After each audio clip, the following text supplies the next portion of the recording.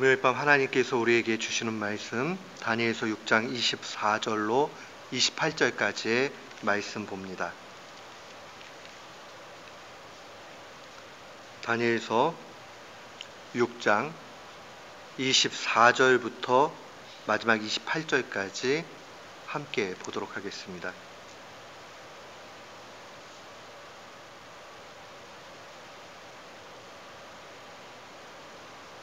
우리 같은 마음으로 24절부터 28절까지 함께 봉독토록 합니다. 왕이 말하여 다니엘을 탐소한 사람들을 끌어오게 하고 그들을 그들의 처자들과 함께 사자굴에 던져 넣게 하였더니 그들이 굴 바닥에 닿기도 전에 사자들이 곧 그들을 움켜서 그 뼈까지도 부서뜨렸더라. 이에 다리오 왕이 온 땅에 있는 모든 백성과 나라들과 언어가 다른 모든 사람들에게 조서를 내려 이르되 원하건대 너에게 큰 평강이 있을지어다. 내가 이제 조서를 내리노라. 내 나라 관할 아래에 있는 사람들은 다 다니엘의 하나님 앞에서 떨며 두려워할지니 그는 살아계시는 하나님이시요 영원히 변하지 않으신 이시며 그의 나라는 멸망하지 아니할 것이요 그의 권세는 무궁할 것이며 그는 구원도 하시며 건져내시기도 하시며 하늘에서든지 땅에서든지 이적과 기사를 행하시는 이로써 다니엘을 구원하여 사자의 입에서 벗어나게 하셨음이라 하였더라. 이 다니엘이 다리오 왕의 시대와 바사 사람 고레스 왕의 시대에 형통하였더라. 아멘. 저는 오늘 본문 말씀을 통해서 다리오 왕은 무엇을 보았는가 라는 제목으로 주의 말씀을 선포하도록 하겠습니다. 오늘 우리가 읽은 24절부터 28절의 말씀을 쭉 살펴보면서 만약에 제가 신문 기자라면 헤드라인 토픽을 어떻게 잡았을까 이렇게 생각을 해봤어요. 그랬더니 이런 생각이 들었습니다. 다니엘의 무모함과 무능함이 하나님께 영광이 되다. 다니엘의 무모함과 무능함이 하나님께 영광이 되었다. 우리가 이 스토리를 다 알고 있지만 다니엘은 자신이 이전에 행한 대로 계속 기도하면 사자굴에 떨어지는 것 알고 있었습니다. 그럼에도 불구하고 다니엘은 하루에 3번씩 이전과 다름없이 하나님을 향해서 기도합니다. 엄청나게 무모하지요. 모함자들이 계략에 따라서 이제 다니엘은 사자굴에 떨어지게 됩니다. 그런데 하나님께서 극적으로 다니엘을 사자굴에서 살려주시죠.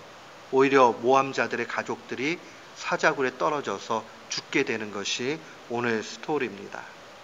그러면서 이제 다리오 왕이 25절부터 27절에 이르기까지 하나님을 찬양합니다. 그 찬양의 내용을 요약하면 두 가지로 볼 수 있어요. 26절 말씀 보면 그는 살아계시는 하나님이시요 영원히 변하지 않으시는 이시며 그의 나라는 멸망하지 아니할 것이요 그의 권세는 무궁하다. 한마디로 이야기하면 하나님이 진정한 왕이라는 고백입니다. 하나님은 그 나라를 영원토록 유지하실 수 있는 진정한 왕이십니다라고 다리오 왕이 지금 고백하고 있습니다. 또한 27절의 내용을 보면 다리오 왕은 하나님을 이렇게 찬양합니다. 그는 구원도 하시며 건져내시기도 하시며 하늘에서든지 땅에서든지 이적과 기사를 행하시는 이로써 다니엘을 구원하여 사자의 입에서 벗어나게 하셨다. 한마디로 이야기하면 하나님은 구원이시다라고 그렇게 고백하는 겁니다.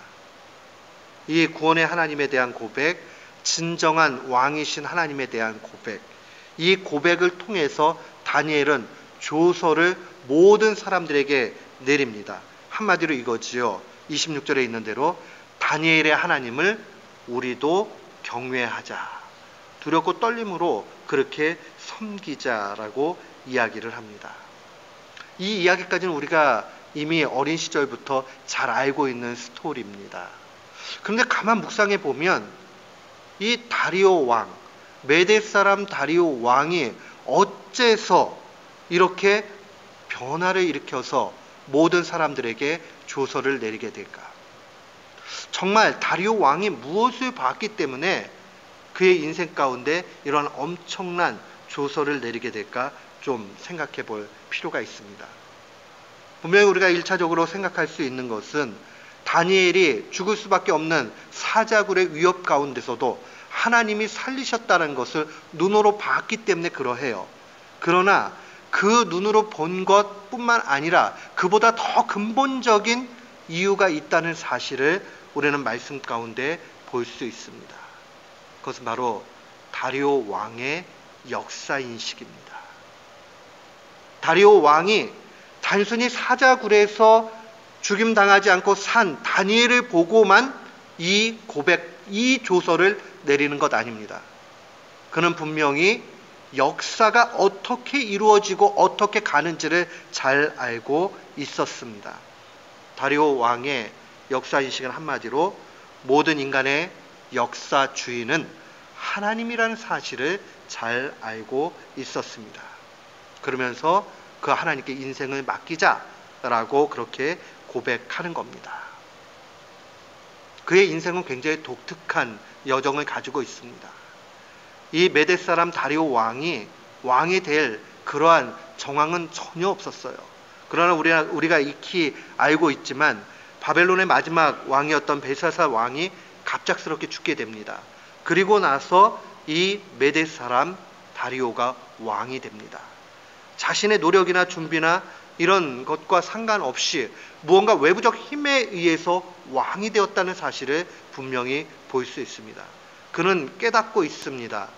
자기가 왕이 될 수 있는 운명도 아니었고 상황도 아니었지만 무언가 모르게 외부적인 힘에 의해서 이것까지 오게 됐다는 사실을 잘 알고 있습니다. 그러면서 생각했겠죠. 과연 이 외부적인 힘이 무엇일까라고 고민했을 것입니다. 그러면서 이 사자굴에 다니엘이 구원받는 광경을 바라보면서 그 외부적인 힘이 바로 하나님이라는 사실을 확신하게 되는 겁니다. 사랑하는 성도 여러분, 우리는 때때로 우리의 주변의 상황들과 현실들을 바라보면서 낭망할 때가 참 많이 있습니다. 그리고 좌절하는 그 가운데서 이제 더 이상 아무런 소망을 얻을 수 없다라고 그렇게 마음속에 마무리를 지을 때가 있지요. 그러나 우리가 무언가 승승장구해서 잘 나가는 것만큼 낙심하는 이 순간에도 한 번 더 기억을 해야 됩니다. 역사의 주인은 하나님이라는 사실입니다. 이 다리오 왕은 비록 이방의 왕이었지만 그 사실을 잘 알고 있었어요. 과연 이 외부적인 힘으로 움직여가는 무언가 그 실체를 알지 못하지만 그러나 인생의 역사는 사람들의 노력이나 그런 상황들로 굴러가지 않는다는 것을 분명히 알았습니다. 무언가의 힘을 통해서 간다. 그래 이제 무언가의 힘을 똑똑하게 봤다는 사실을 기억해야 됩니다. 우리도 마찬가지죠. 신앙생활을 하면서 5년, 10년, 20년, 30년 지나가면서 역사의 주인은 하나님입니다. 그리고 모든 것은 하나님 앞에 달려 있습니다. 어떠한 명제, 어떠한 글귀 가지고는 우리가 잘 알고 있지만 정말 우리가 글귀로 알고 있는 것이 내 삶 속에 정말 경험되어지고 그분이 바로 다니엘의 하나님이요 나의 하나님이라는 그 확신이 있는가, 그런 경험이 있는가 하는 것을 생각해 봐야 됩니다.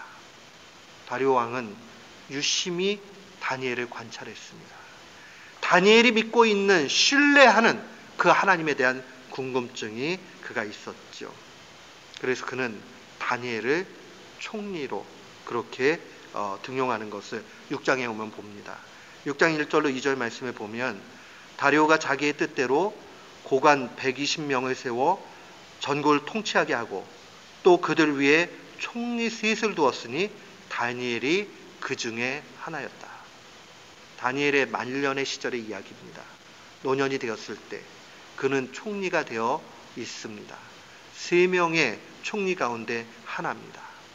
다리오는 이 명철한 다니엘을 보고 있지만 그 이면에 있는 다니엘이 믿고 있는 하나님에 대해서 유심히 관심 갖고 있다는 것을 볼 수 있습니다. 왜냐?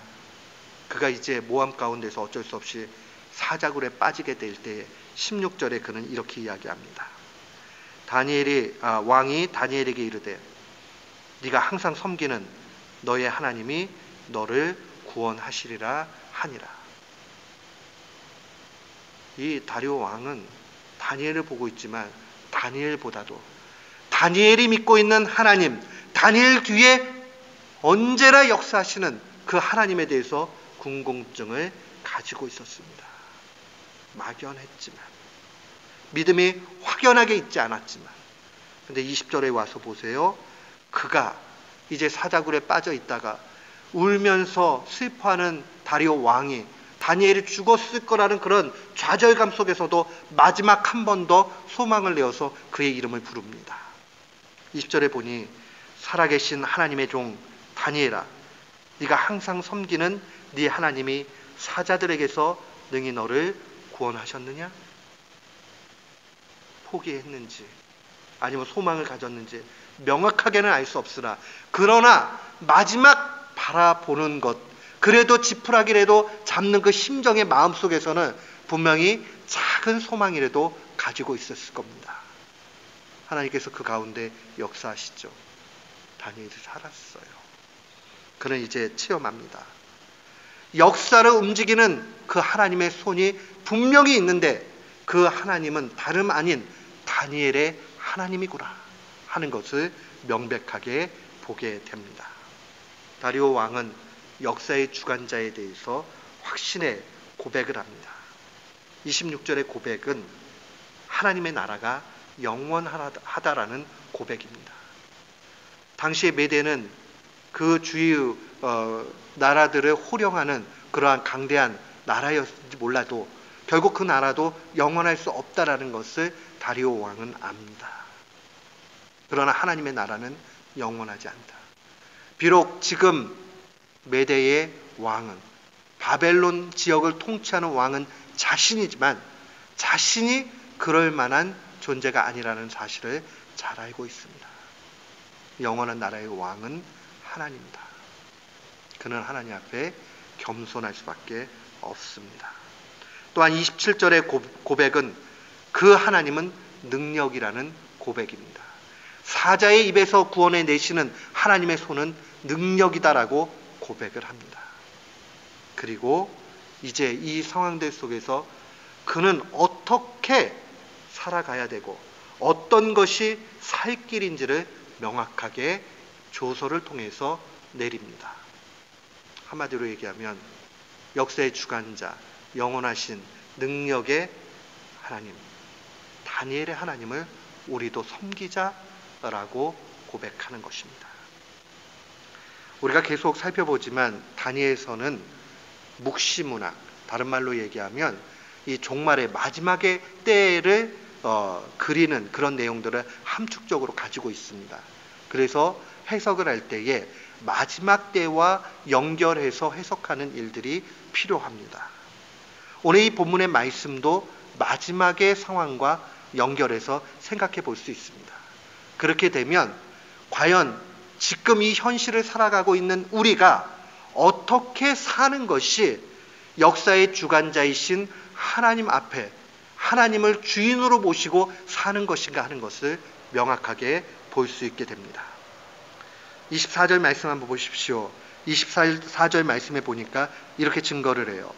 왕이 말하여 다니엘을 참소한 사람들을 끌어오게 하고 그들의 처자들과 함께 사자굴에 던져 넣었다라고 증거가 되어져 있습니다.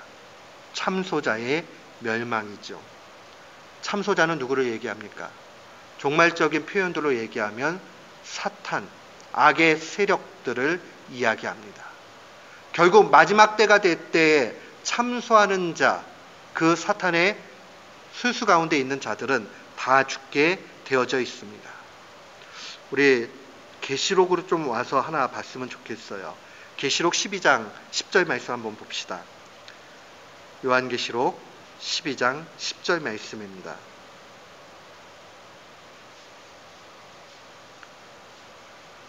계시록 12장 10절 말씀에 보면 마지막에 이 광경이 잘 묘사가 되어 있는데, 특별히 하나님 앞에서 그리스도의 권세를 통해서 이 사탄의 권세가 다 쫓겨나는 부분이 기록되어져 있습니다. 우리 10절 말씀 한번 같이 읽겠습니다. 내가 또 들으니 하늘에 큰 음성이 있어 이르되 이제 우리 하나님의 구원과 능력과 나라와 또 그의 그리스도의 권세가 나타났으니 우리 형제들을 참소하던 자 곧 우리 하나님 앞에서 밤낮 참소하는 자가 쫓겨났고, 사탄의 본 모습은 참소하는 겁니다. 참소한다는 말은 고자질하는 거죠. 그러면서 자꾸 손가락질하면서 잘못됐다 잘못됐다 잘못됐다, 요것도 잘못됐고 저것도 잘못됐고 하면서 하나님 앞에 그 고발하는 고발자를 이야기합니다. 사탄은 언제나 한결같이 하나님의 신자들을 고발합니다. 근데 이 참소자는요, 하나님 앞에서만 참소하는 것 아니에요. 우리 자신을 놓고도 참소할 때가 있습니다. 거 봐, 너 그런 사람이야, 너 안 된다니까 라고 하면서 사탄이 우리의 마음속에 속삭일 때가 있습니다. 여러분, 우리가 왜 이 땅 가운데 살면서 하나님의 음성인지 사탄의 음성인지 내 마음인지 구분을 못하느냐? 우리가 영적으로 민감하지 않으면 우리의 마음속에는 언제나 이 세 가지가 섞여져 있어요. 내가 생각하고 있는 나의 생각이 있고요, 하나님이 성령님을 통해서 주시는 성령님의 음성이 있고요, 사탄이 들려주는 사탄의 음성이 있습니다. 이게 복합적으로 있기 때문에 우리가 이거 참 구별해내기가 쉽지가 않아요. 그런데 사탄은 언제나 야, 도둑질해, 너 저 사람 한 대 때려라, 이렇게 얘기하지 않아요. 그럴싸하게 얘기하면서 우리로 하여금 넘어지게 얘기합니다. 마치 거봐, 너 옛날에 못했잖아, 지금도 못하고 내일도 못할 거라니까, 그러니까 이 일은 빨리 포기하는 게 좋아 라고 그렇게 하면서 포기하라고 유혹할 때가 있어요. 어제도 죄 지었고 오늘도 죄 지었고 확률적으로 볼 때 내일도 또 죄 짓겠지, 나는 안 되겠어. 이렇게 좌절하게 만들고 낙마하게 만들고 죽게 만들고 그렇게 하는 것이 사탄의 일이에요. 하나님은요, 그래 너 어제 넘어졌다, 회개해가지고 내가 힘줬는데 오늘 또 넘어졌네, 괜찮다, 그래도 또 싸워서 다시 한번 같이 가보자 라고 하는 게 주님의 음성이에요. 우리는 언제나 기억해야 됩니다. 이 참소하는 자들은 하나님의 백성을 죽이려고 달겨듭니다. 근데 거기에 분별력이 없게 되면 그냥 넘어지게 돼 있어요. 마음이 약해지면 강건했던 믿음도 흔들려질 때가 있어요. 그러면서 내 마음의 음성이 하나님으로 쫓아가지 못하고 사탄에게 쫓아갈 때가 있습니다. 참소하는 자는 그러나 그리스도의 권세가 임하게 될 때 완전히 쫓겨나게 됩니다. 마치 이 참소하던 자들의 가족들이 전부 다 사자굴에 빠져서 땅에 닿기도 전에, 바닥에 닿기도 전에 그 뼈가 다 으스러짐과 같이 완전히 진멸된다는 사실을 기억해야 됩니다. 그런 의미에서 만약에 우리가 신앙생활 하는 가운데서 자꾸 낭망시키고 좌절시키고 넘어지게 만드는 일이 있다면 그것은 성령님의 음성이 아닙니다. 그것은 사탄의 음성입니다. 그것은 우리를 넘어뜨리는 그러한 참소자의 유혹입니다. 여러분 잘 분별하셔야 돼요. 주님은 우리에게 언제나 얘기해요. 그래 넌 안 된다, 그래도 다시 시작하자. 그렇게 보일지라도 다시 시작하자. 성령님은 언제나 넘어진 자를 다시 일으키십니다. 그 사실을 기억해야 됩니다. 우리 계시록 20장으로 한번 나아갑시다. 계시록 20장은 우리에게 엄청 위로와 힘을 가져다 줍니다. 계시록 20장 10절 말씀이에요. 우리 계시록 20장 10절 말씀 같은 마음으로 봉독합니다. 또 저희를 미혹하는 마귀가 불과 유황못에 던지우니 거기는 그 짐승과 거짓 선지자들도 있어 세세토록 밤낮 괴로움을 받으리라. 마귀가 완전히 불과 유황 못에 던지게 되지요. 거기에는 악한 짐승, 또 거짓 선지자, 사탄의 본질은 거짓말하는 거예요. 그런 거짓 선지자들도 그 유황불에, 불못에 빠지게 된다는 것을 분명히 보여줍니다. 결국 역사의 주관자이신 하나님을 두려워하지 않는 자, 그래서 참소하는 자, 그래서 거짓 가운데 있는 자들의 치유가 이러하다라는 것을 그대로 보여줍니다. 그렇다면 우리는 어떻게 살아야 됩니까? 하나님 두려워야 돼요. 사람을 두려워해야 되는 것이 아니라 하나님을 두려워해야 됩니다. 하나님을 두려워할 뿐만 아니라 우리의 인생을 하나님께 다 맡겨야 됩니다. 여러분, 우리 잘 기억해야 돼요. 사람은요, 신뢰해줘야 되는 존재예요. 사람 못 믿고 사는 것만큼 괴로운 일 없어요. 여러분, 우리 신자 되었으면 사람 믿어주는 거 좋아요. 사람은 신뢰해줘야 되는 존재지만은 내가 신뢰할 대상은 아니에요. 의지해야 될 대상은 아니라는 것을 분명히 아셔야 됩니다. 다른 사람들 꼭 믿어주세요. 그 사람이 내가 진짜 안 속이는 거야 라고 하면 그냥 그 있는 그대로 믿어주세요. 그게 행복하고 좋아요. 그러나 사람을 의지하면 나중에 낭패를 보고 맙니다. 하나님을 의지하게 되면 하나님이 하나님의 사람들을 붙여주십니다. 내가 사람 의지하다 보면 좌절하고 낙심하고 초라해지고 사람 참 형편없이 됩니다. 그러나 하나님을 의지하게 되면 하나님이 하나님의 종들을 붙여주십니다. 그렇게 나아가게 될 때에 모든 인생의 여정이 하나님 손에 달려있구나 하는 것으로 결론 지어지게 됩니다. 사랑하는 성도 여러분, 오늘 주의 말씀은 우리에게 분명히 도전해요.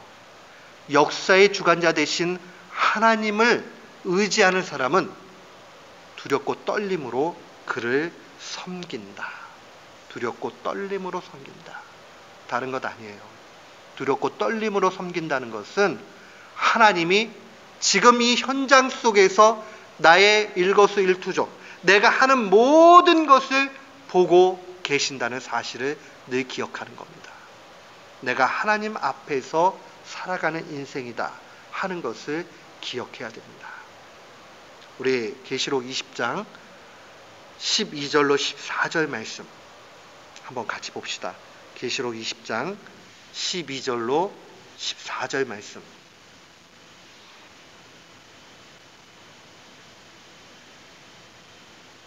우리 같은 마음으로 함께 읽겠습니다. 또 내가 보니 죽은 자들이 물론 대소하고 그 보좌 앞에 섰는데 책들이 펴 있고 또 다른 책이 펴졌으니 곧 생명책이라. 죽은 자들이 자기의 행위를 따라 책들에 기록된 대로 심판을 받으니 바다가 그 가운데서 죽은 자들을 내어주고 또 사망과 음부도 그 가운데서 죽은 자들을 내어주매 각 사람이 자기의 행위대로 심판을 받고 사망과 음부도 불못에 던지우니 이것은 둘째 사망 곧 불못이라. 마지막에 광경에 대해서 기록하고 있어요.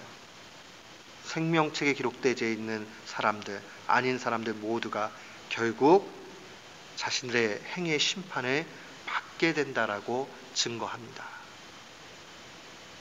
이것은 우리가 그냥 가볍게 여길 문제가 아닙니다.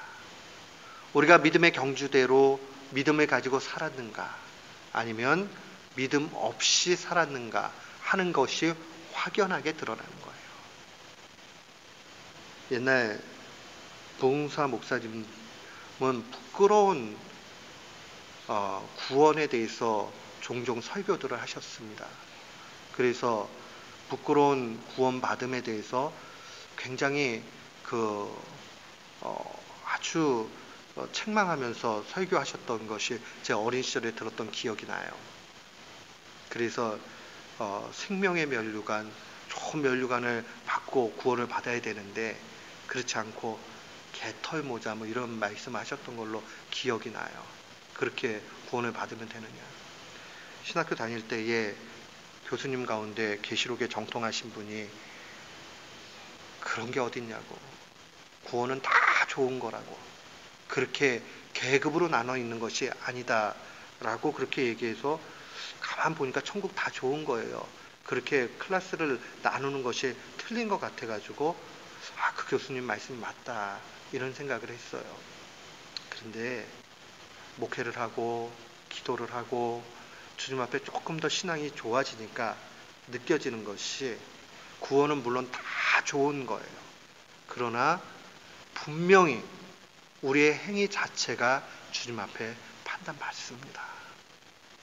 영원한 생명 가운데 들어가는 것은 변치 아니하지만, 그러나 정말 마지막 때의 우리의 행위도 주님이 보신다는 것을 놓치지 말아야 됩니다. 그리고 더 복된 이야기는, 우리가 이 땅 가운데서 하나님의 원하심대로 살아가는 것이 그 사람 인생에 있어서 가장 아름다운 일이 됩니다. 사랑하는 성도 여러분, 난 구원받았으니까 이 땅에서 쾌락을 누리면서 대충 살겠다, 그 신앙 아니에요. 신앙생활 그렇게 하는 것 아닙니다. 어차피 다 좋은 건데 왜 그렇게 힘들게 해야 되는가? 구원의 참 맛과 깊이를 알게 되면 그게 어렵고 고행스러운 일이 아니라 그 자체가 얼마나 큰 기쁨인가 하는 것을 깨닫게 됩니다. 천국을 부분적으로 맛보는 겁니다. 저는 부흥사 목사님들, 그분들이 신학적으로 부족했는지는 모르지만 영적인 눈으로 깊이 있게 무언가를 봤다라고 생각을 합니다. 사랑하는 성도 여러분, 천국은 다 좋은 거예요. 뭐 계급이 나눠 있지는 않을 거예요. 그러나 우리가 구원 가운데 놓여져서 사는 사람이라면 더 주님을 가까이 하고 이 땅 가운데서 부분이지만 천국을 맛보면서 마지막 때에 우리의 행위가 다 심판받는다는 그 사실을 놓치지 말아야겠습니다. 학생들한테 시험 왜 봅니까? 좋은 선생님은요, 시험 봐가지고 애들 서열 이렇게 하려고 하지 않아요. 좋은 선생님은 아이가 스스로 공부하고 수준이 높아지기를 바라서 시험 보는 거 아니겠어요? 주님이 왜 마지막에 이 심판의 행위를 다 낱낱이 보시겠다 하시느냐? 그것은 우리가 천국을 이 땅 가운데서 잘 준비하고 구원을 부분적이지만 맛보고 그렇게 사는 것을 원하기 때문에 그러지 않겠어요? 이거 가지고 얘다 너 한번 지옥불 좀 맛봐봐라 하는 그 마음에 주님이 우리에게 요구하시는 것 아니에요. 천국 가면 클래스가 있어서 1등급부터 저 밑에 등급까지 있다, 단순히 그 말씀하시는 것 아니에요. 우리는 연약하기 때문에 이 경고의 메시지를 듣지 않으면 정말 막 살게 돼요.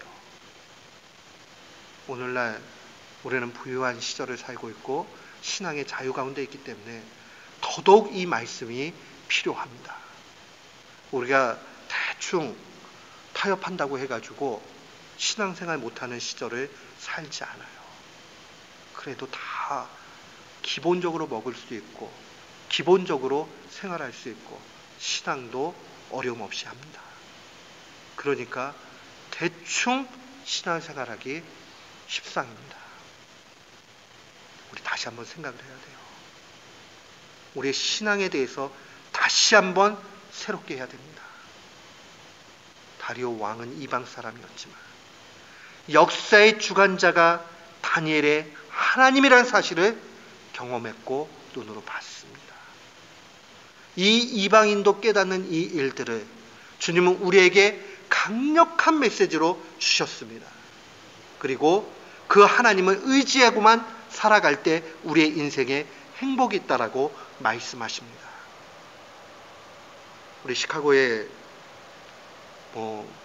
아주 엄청난 한파가 몰아쳐서 우리가 좀 위축되고 새벽 예배도 좀 캔슬해야 되고 예배 금요일 날도 또 같이 예배도 못 드리고 했는데 이제 우리가 새 마음을 좀 가져야 되겠어요. 그래서 오히려 어깨를 쫙 펴고 다시 시작하는 마음으로 가야 되겠습니다. 그래서 주님께서 예비하신 은택을 우리에게 베풀어 주시고 우리를 통해서 하나님의 일들이 크게 일어나기를 기대해야 되겠습니다. 사랑하는 성도 여러분, 오늘 이 말씀 마음에 간직하고 우리도 다니엘의 하나님을 보고 경험하는 귀한 교우들 되시기를 주님의 이름으로 축원합니다. 아멘.